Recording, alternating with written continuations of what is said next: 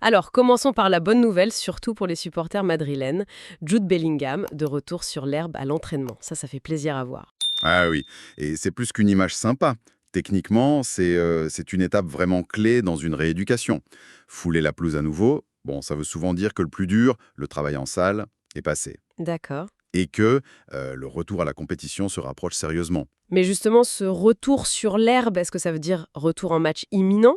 Ou alors, il y a encore pas mal d'étapes, on sait que c'est délicat cette phase. Tout à fait. Non, non, ce n'est pas à la fin du chemin. Il y a toute la réintégration progressive aux entraînements collectifs. Retrouver le rythme, la confiance aussi, dans les duels, dans les contacts. Faut éviter la prévention. Bien sûr. C'est une phase où le staff, médical, technique, doit être super vigilant. Surtout pour un joueur comme lui, pour éviter la rechute. D'accord, donc prudence encore. Bon, on change de registre et d'ambiance, direction Rennes. Mikayil Faye, le défenseur sénégalais, a été écarté du groupe juste avant le match contre l'OM en plus. C'est une décision assez forte. Oui, et la raison, selon ce qui a été rapporté par le journaliste Rouzy François, ce serait un retard. Un retard au rassemblement le matin même. Du coup, il aurait quitté l'hôtel de l'équipe. La sanction a été immédiate. C'est ça qui est frappant ici, la rapidité et on peut dire la sévérité de la réponse. Un retard, bon, ça peut sembler pas grand-chose vu de l'extérieur, mais dans un collectif pro, Oui. surtout avant un match important comme contre l'OM, c'est souvent interprété comme un manque de respect, de professionnalisme envers le groupe. Mais une sanction comme ça, si directe, si publique, est-ce que ça risque pas de tendre la relation avec le joueur plutôt que de, disons, le remettre dans le droit chemin? Ou c'est un message qu'il fallait envoyer? Ben, c'est toute la question de la gestion de groupe, en fait. Le club probablement veut affirmer l'autorité, l'importance des règles, envoyer un signal fort. Personne n'est au-dessus du cadre collectif. D'accord. C'est une façon de peut-être ressouder le reste de l'équipe autour de ses exigences. Même si oui, à court terme, ça peut créer une tension avec Faye. La proximité du match contre Marseille rend le geste encore plus significatif. Message reçu, on imagine, pour le groupe. Lamine Yamal, il attaque la nouvelle saison de Liga avec une nouvelle coupe de cheveux. Apparemment, c'est le mode Super Saiyan. Oui. Alors, au-delà de l'anecdote amusante, ça touche quand même à quelque chose d'important chez les joueurs. L'affirmation de soi, la confiance. Ah oui? Pour un joueur très jeune comme Yamal, qui a une pression énorme sur les épaules, afficher un look comme ça, un peu audacieux, ça peut être sa façon d'exprimer sa personnalité, de marquer le coup pour une nouvelle saison. C'est intéressant comme point de vue. Et puis, ça participe aussi à sa popularité, au lien avec les fans, surtout les plus jeunes qui sont sensibles à ça. C'est vrai que pour un joueur aussi médiatisé, même un détail comme une coupe de cheveux, ça prend une autre dimension, forcément. Randal Kolo Muani, apparemment, les choses avancent bien entre lui et la Juventus. Un accord joueur serait trouvé. C'est ça, on parle d'un contrat de 5 ans qui serait sur la table, oui. D'accord. Mais le nœud du problème, ou en tout cas ce qui est en discussion, c'est entre les clubs, entre la Juve et le PSG. Tout à fait. Et la formule évoquée, c'est celle d'un prêt payant, mais avec une option d'achat qui serait obligatoire. Voilà, obligatoire. Ça change tout, non? Qu'est-ce que ça implique concrètement, ce montage? C'est fascinant parce que cette structure prêt plus obligation obligatoire, on la voit de plus en plus. C'est devenu un outil presque courant. Ah oui? Oui, c'est pas juste un prêt classique où on verra à la fin. L'obligation, ça veut dire que l'engagement est déjà pris. C'est juste que le paiement, enfin le gros du paiement, est repoussé. Repoussé. Pour des raisons financières, j'imagine? Pour étaler la charge ou contourner des règles type fair play financier sur l'instant T? Exactement, c'est souvent ça. Pour la Juve, mettons, ça permet d'avoir le joueur tout de suite sans que ça pèse trop lourd sur les comptes de l'année en cours. D'accord. Et pour le PSG, ça garantit la vente et une rentrée d'argent future. C'est donc une manœuvre autant financière que sportive.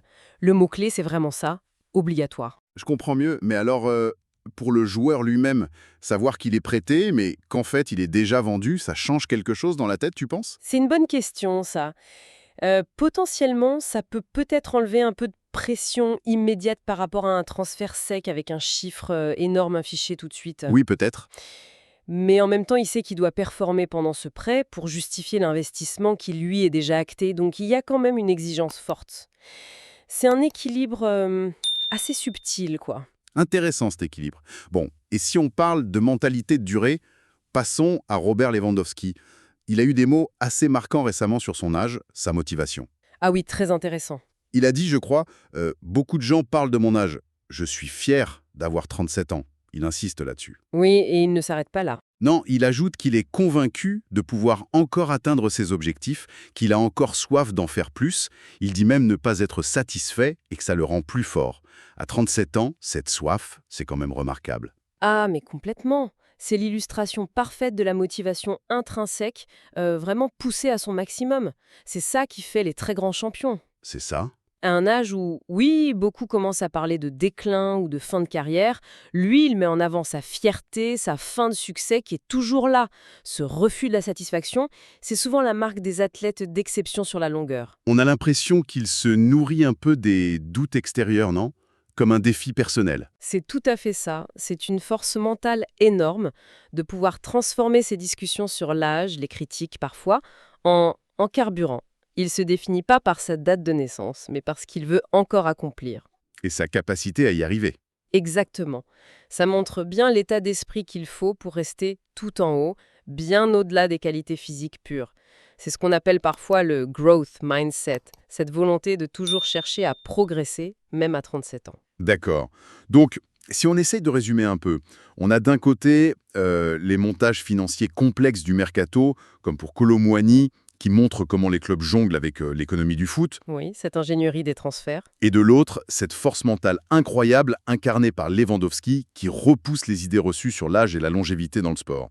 Deux facettes importantes du foot actuel. Précisément.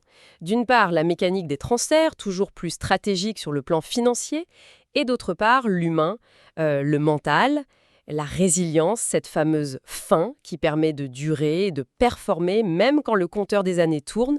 C'est bien illustré par ces deux cas. Et du coup, ça soulève une question intéressante pour finir, non? Si des joueurs comme Lewandowski, grâce à ce mental et une préparation physique au top, continuent de performer si tard, est-ce que ça ne pourrait pas, à terme, changer un peu la façon dont les clubs voient et misent sur les joueurs qui ont passé la trentaine, voire 35 ans? Est-ce que la valeur qu'on attribue à un joueur dit âgé pourrait être en train d'évoluer? Bellingham qui progresse physiquement, Faye qui rappelait un ordre par le collectif, et Yamal qui soigne son style pour la reprise. Trois joueurs, trois contextes bien différents. Exactement.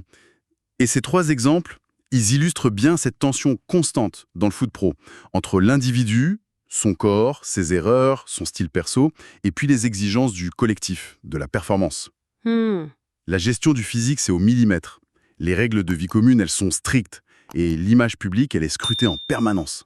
Et ça soulève une question, je trouve, assez intéressante. Comment ces événements très personnels, que ce soit une étape dans une guérison, une sanction disciplinaire, ou même juste un changement de look, comment ça résonne au-delà du joueur lui-même? Oui, quel impact ça a? Quel impact sur la perception qu'on a de lui, bien sûr, mais aussi, potentiellement, sur l'équilibre interne, sur la dynamique de son équipe, juste avant des compétitions importantes. C'est toute la complexité de gérer l'humain dans le sport de très haut niveau, en fait.